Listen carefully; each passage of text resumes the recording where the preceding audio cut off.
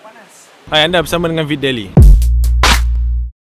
Hari ni kami nak bawa anda pergi makan di Nasi Kukus Bos yang terletak di Setia Alam ni. Nak tahu macam mana powernya dan padunya Nasi Kukus Bos ni? Jom ikut saya.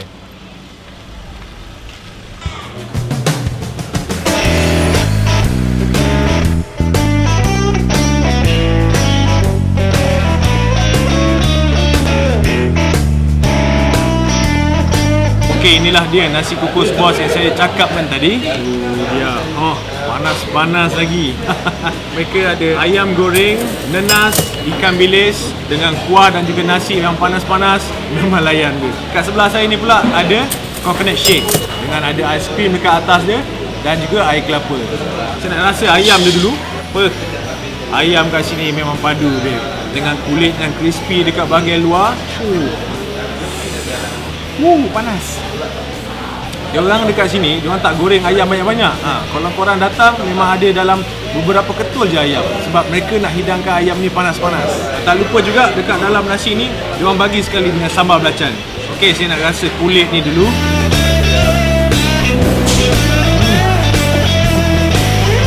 Memang power weh. Saya nak makan sekali ayam goreng ni dengan nasi kukus.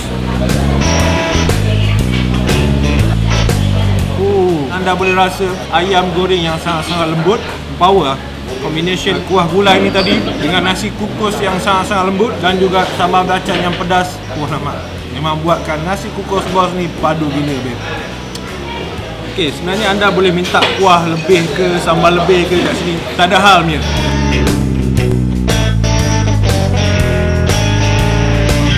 Datang sini kalau tak cuba coconut shake dekat sini memang tak sah. Dengan aiskrim dia dekat bahagian atas ni meleleh-leleh.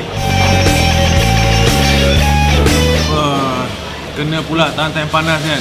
Memang refreshing orang kata. Coconut shake dia ni tak terlalu manis dan anda boleh rasa creamy. Dengan aiskrimnya lagi.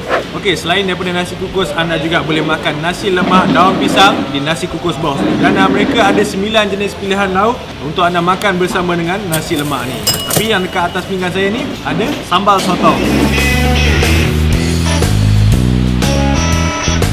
Sotong dia sangat-sangat lembut dengan aroma nasi lemak yang orang kata wangi ni. Tambah pula ada potongan daun pisang dekat bawah ni kan. Memang buatkan nasi lemak ni memang power gila, babe. Kalau datang makan dekat sini tak sah kalau anda tak cuba ABC coklat diorang ni. Hanya RM4.80 sahaja. Memang padu weh.